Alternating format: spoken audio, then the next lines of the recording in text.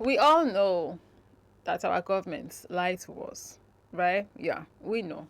It's 2025. So apparently a 1962 US government document has been declassified, and in this document it shows how the US government at the time had planned to stage a hijack, sink ship, and even go as far as to hold a fake funeral for fake victims who don't exist. Also, they can justify attacking and taking down Cuba. Allegedly. This creator shared this information on TikTok in this video where she did a quick summary of the document and all that it entailed, or at least the cocoa of what it entailed. So without further ado, let's get right into the video. How far would the U.S. government go in order to justify going to war with another country? Would they stage hijackings? Maybe terror attacks on their own soil or soil abroad? Would they kill innocent people? Hold fake funerals for people who they said had died but never existed in the first place? They wouldn't do that, would they? Operation Northwoods, a 1962 declassified document. This was prepared by the Joint Chiefs of Staff for the Secretary of Defense. Then it went on to JFK, who ultimately said, "Nuh-uh, we're not doing this," which is a good thing because the plan in here is absolutely insane. Let's take a look at it. Little background first. At the time, Fidel Castro was ruling Cuba. The U.S. didn't like that. They wanted to replace him with someone who aligned with U.S. interests. Imagine wanting the president in another country to be more in line with your interest and the interest of your country. The audacity of the US. I mean, this is something we've known that they be doing, have been doing for years. And this is not a Cuba only problem. They do this across the board. Over here in Africa, where I'm from, the amounts of our leaders that they have unalived and replaced with puppets, the numbers is astronomical. And this is why I really want to make this video, because even though this document that's being discussed right now is about what they had planned to do to Cuba, as an African, I can relate. Our continent can relate to what is being spoken of in this video. And one annoying aspect about this setup that they've created, except for the obvious fact that we, the people who have to live under these puppets, suffer greatly, right? Is the aspect of how when these puppets are doing their bidding, right, doing the playing the role that they put them in those positions to play, these are the same people who would then turn around and say, oh, why can't these people govern themselves properly? Why can't they build their own nation? Why are they running to ours? The way they are so skilled at throwing stones and hiding their hands, the sinister tactics they employ. Anyways, let's get back to this document because what they had planned, diabolical. They tried assassinating him. They tried inciting a revolt within the country. It wasn't happening fast enough. So they decided, we got to go in with the military, but it has to be justified on the world stage and with our own U.S. people. So they came up with 9 tactics of, here's what we can do in order to justify it. By looking at these, even though they weren't approved, we can see that maybe we need to start to question things that have happened in the world. Maybe the past, present, and future. Can we believe what the government says actually happened, or was it all staged? Let's take a look at the 9 tactics because I think they're interesting. We're going to go into the details here because I like the details. The first one is super basic. It's basically we're going to do exercises close to Cuba's coast, and we're going to send little whispers through the underground so that they think that a U.S. attack is imminent. So perhaps Cuba will be on the defensive and attack first. We'll maintain the posture that, oh no, these were just exercises, but we'll go in and be justified to use our military on their soil. The second one is a little bit more interesting. They plan an attack on their own Guantanamo base. They're going to use Cuban friendlies dressed in Cuban military uniforms so it looks real. They'll put a group outside of the gate, have them start a riot, put some of them inside the base so it looks like they're being attacked, blow up some ammunitions, blow up a U.S. plane. Actual damage will be done to the structures. Then they're going to pretend like they capture the bad guys. Again, these are Cuban friendlies. This is all fake. And the most interesting part of this one is they're going to sink one of the U.S. ships off the coast, blame it on the Cubans, of course, and hold mock funerals for the people who died. There was no one on the ship. This is all fake. The third one involves using a drone ship off the coast of Havana or Santiago, so the civilians see what happens and believe it. Okay? The Cuban military is obviously going to be curious about this U.S. ship that's so close, so they're going to send out someone to check it out. When it gets close, they blow up the U.S. ship. That way it looks like this Cuban boat did it. But no, they didn't. Then they're going to stage rescue efforts to save the crew who might have survived the attack. Again, there was no one on the boat in the first place. The fourth tactic, this is where we see the first instance of them being willing to sacrifice innocent lives. So they're looking at a refugee boat that's going from Cuba to U.S. Blow it up. It can be real or simulated. They also say we could foster attempts on lives of Cuban refugees in the United States, even to the extent of wounding in instances to be widely publicized. You've seen already, and throughout this, that anything that happens, they're going to publicize this on the news so that people believe that the Cuban government is rash, irresponsible, they can't be trusted, they're dangerous. So the U.S. has a moral responsibility to go in and stop them.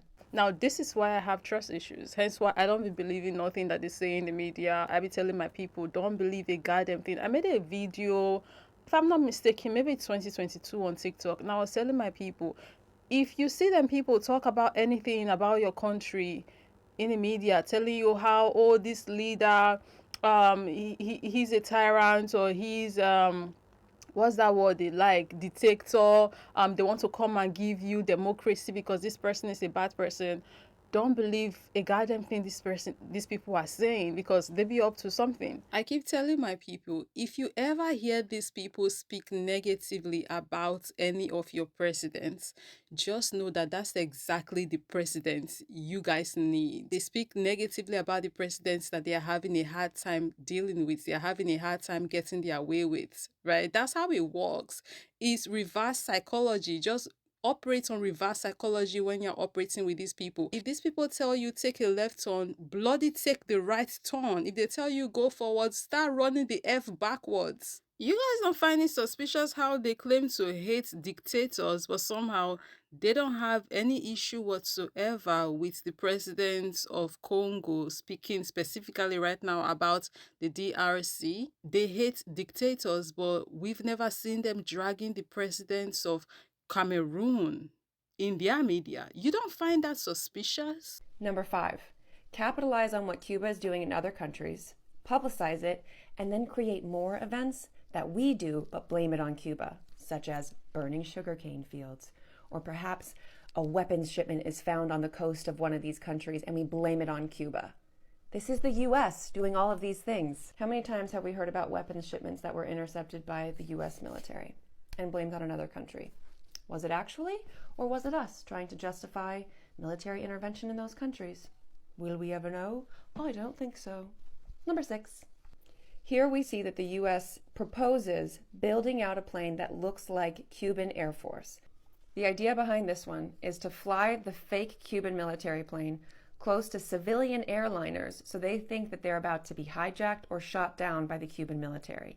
Everyone on board will look out the window, see the Cuban plane, think that they're being attacked. Even the pilot is going to believe that they're about to be attacked. So they're going to come over on the intercom, maybe on FAA, and say, we're being attacked, we need to make an emergency landing. It's the US the whole time.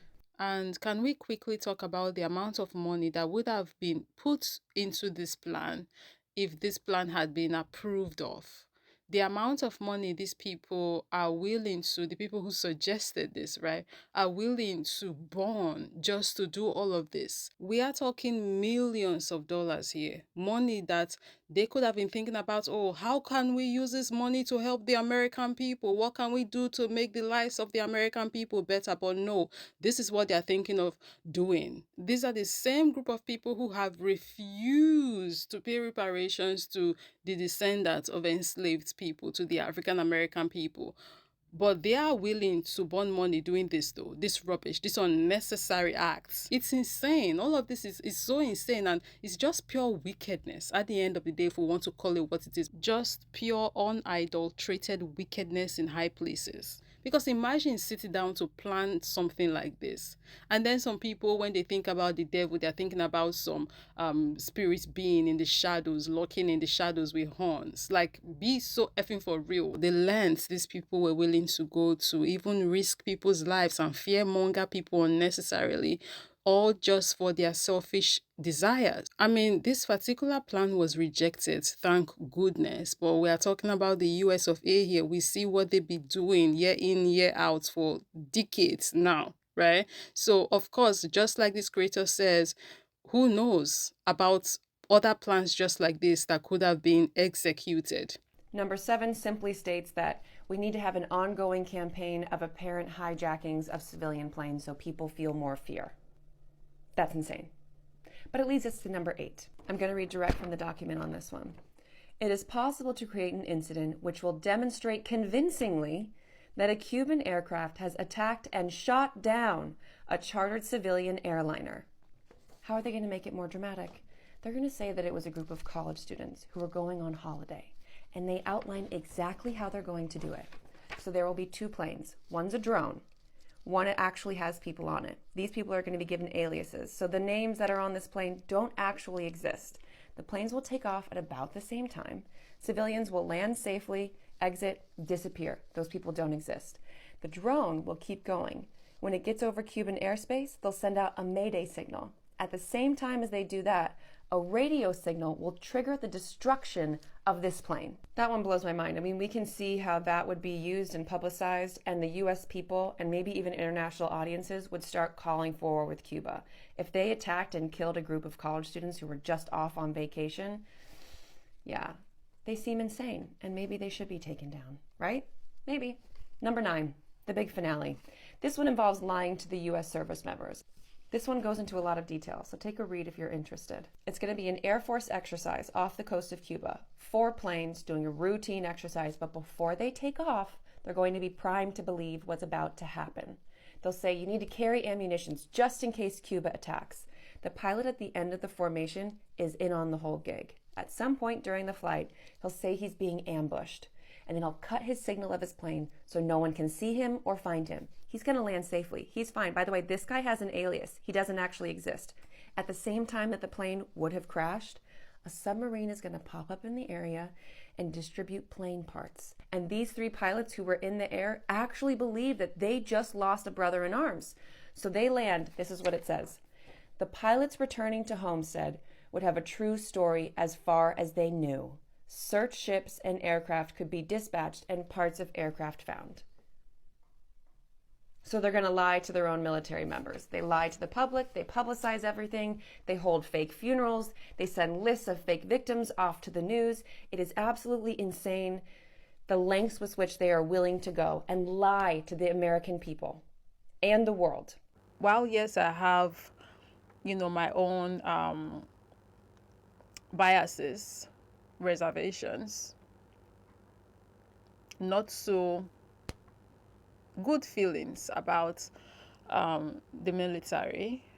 I know that there are genuine people who join the military, genuine good people, kind people, loving people who join the military with the intention of doing good, right? Serving their nation because they love their nation. They want to protect their nation. They join with the mind of, I'm doing some good here. I'm helping humanity, even though I'm not sure how exactly PPUing people would be helping humanity, especially civilians. But there are people who join the military with the intention to do good, and unfortunately, they end up in situations like this. I believe most times they end up in situations like this. This one did not put through, obviously, but there are, of course, other instances that they did put through. And they end up in wars, going to fight and PPU, even children, right?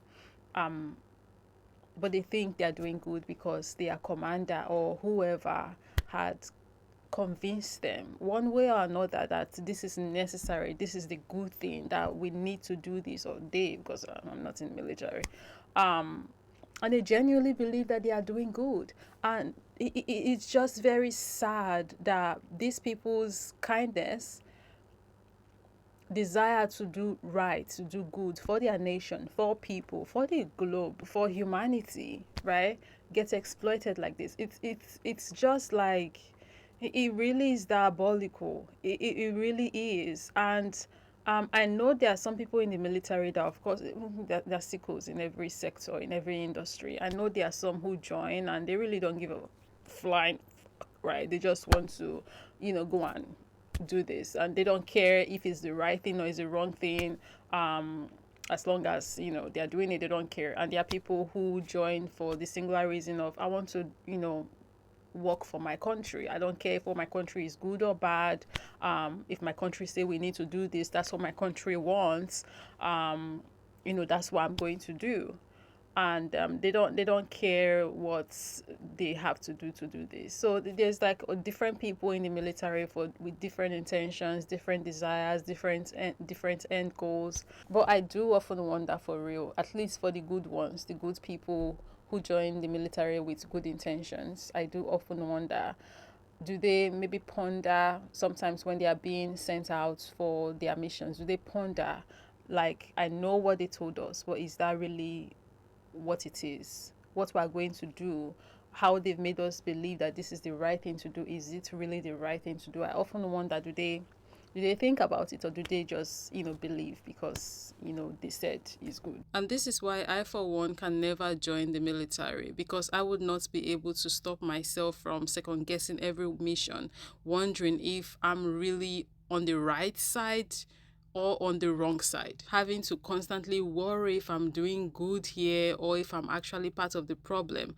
And they never really knowing for a fact would send me crazy, because they be sending them people on diabolical missions and they be going. Sometimes they be knowing that these missions are diabolical. Other times, yes, they don't be knowing, and I guess they have an excuse of, oh, I did not know. But at the end of the day, they be doing some crazy ish. Aside from the fact that, oh, like, it is insane to me that people be risking their lives, losing arms and legs and coming back with PTSD, going to fight wars that them rich mofos up there started. I'm of the opinion that the mofos who start the wars should be the ones going to fight the wars. But no, that's not what be happening, right? I don't get this setup we have of poor people risking their lives for this useless, wicked, diabolical missions, so them rich mofos up there can have their ego struck and continue to get money, and with this more money they continue to do more crazy stuff, and the circle continues. Like, I'm so sick of it all,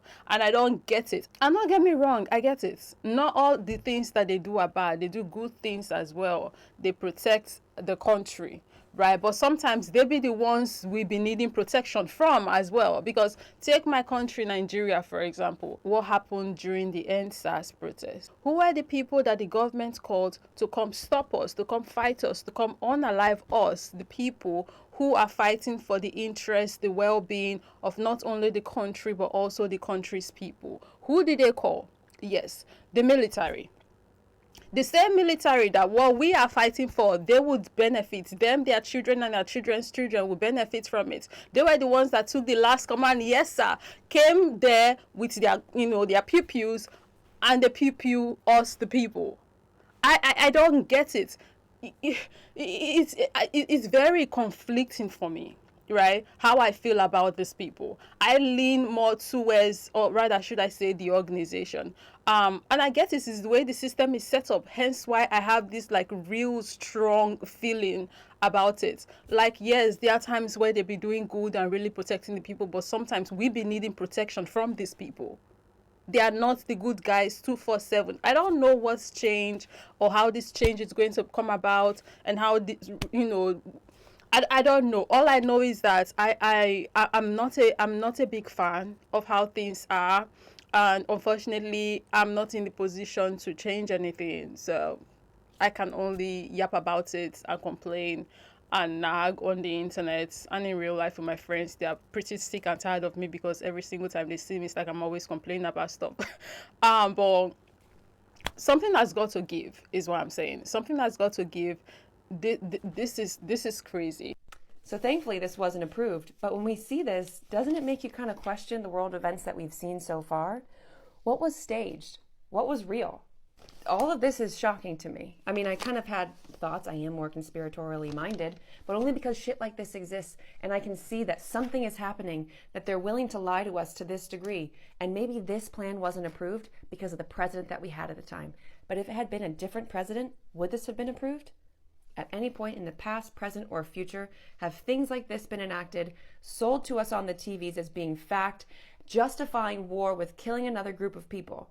What can we believe? So why should we pay attention to something like this? How does this information affect our daily life? Obviously, we live in super divided times. We see such tragic events happening on the news, on social media. There's press conferences by politicians that are telling us to feel a certain way about a certain group or a certain event. But what if those things were orchestrated to get us to feel a certain way? What if this division has been created? We're holding on so tight to these things that we perceive as facts, but what if they aren't facts? What if they aren't? I don't think that we can ever know if anything is with absolute certainty a fact. So what if we loosened up a little bit and we're open to the possibility that something may not be exactly as it seems or as we've been told? And maybe we won't trust blindly into the government. I thought I should share this with you guys because, these are the kind of things that we need to go around. More people need to see this because, there are so many people who just blindly believe whatever it is that them people be saying, right? And by them people, I'm not speaking exclusively about just the US government or, their media. I'm talking about like all our governments at this point. They be doing some crazy ish, some very diabolical ish. Recently I found out that the Squid Game Netflix series, yeah, that popular one, was inspired by true life events allegedly that happened in South Korea in the 80s. How the government allegedly, they were preparing for the Olympics at the time because they bid for it or bidded for it. They got it, and it was a big deal for the country. Of course, hosting the Olympics is a big deal. Back then in the 80s, Korea wasn't like Korea of today, right? South Korea, to be specific here. They had a lot of crimes on the street. It wasn't safe. So many things, not too good things were going on, and they went to host the Olympics. So of course they had to make the place safe for people who are going to be traveling down for the Olympics. So the guy at the time that was running the country, allegedly he was a dictator. He decided to do a clean sweep of the country or of the major cities, whatever. And he got this guy, allegedly Park was his name. He gave him the contract of cleaning the streets. And this guy basically in cohorts with the police officers, allegedly, they started picking people off the streets, the homeless people who they categorize as riffraff, not my words. I think that's not the exact word they use. They use a word like that. I think the word they even used was worse than riffraff. But yeah, like they just started picking people off the streets who they thought were like an embarrassment to the country. They did not want foreigners to come in and see these people. And they took these people to a place they called the Brothers Home. They kept these people at the Brothers Home, but they were treating these people like very terribly. Very, very terribly. They were not feeding them properly. They were not properly clothed. They were arrow wording, saying these people, male and female, and children alike. Yes, we're even taking children as young as, if I'm not mistaken, 5 years old. Both boys, girls, men and women were getting taken into this place. They were forcing these people to play games. But unlike the Netflix series Squid Games, these people were not playing these games to win any money. They were just forcing them to play these games for their entertainment. And by them, I mean the people that were in charge of the establishment. The guards and just the people in charge of the establishment. They were having like a field time. About 4,000 people were taken into this place. A good number of them died. A good number of them left there with like permanent psychological, emotional damage. Some were left disfigured allegedly. Some became handicapped because of the torture. Yeah, they were being tortured. I forgot to mention that, like beaten. Yeah, they were being beaten too, like badly with, oh my goodness, for no reason except for the pleasures of the sick mofos that were there running the establishments. Yeah, it was bad. Very, very bad. Did I mention that some of the people that were brought to the brothers' home were not even part of the category of people, the quote unquote riffraffs that the government went to clear from the streets? People were kidnapped. Children were kidnapped from their loving parents and taken to the brothers' home, allegedly. It was so bad. These people are not even having like ample time to have themselves cleaned up on a daily basis. If I'm not mistaken, according to the video I saw on the situation, they were getting like, was it 3 seconds, she said, to brush their teeth and bathe and even poop on a daily basis. So they were not cleaning properly.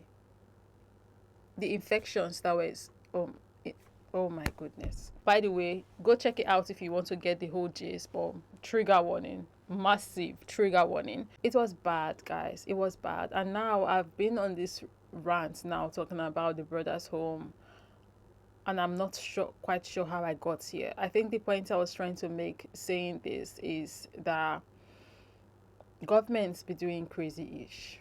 They really don't care about people. At the end of the day, the majority of our governments don't give a damn about us. That's it.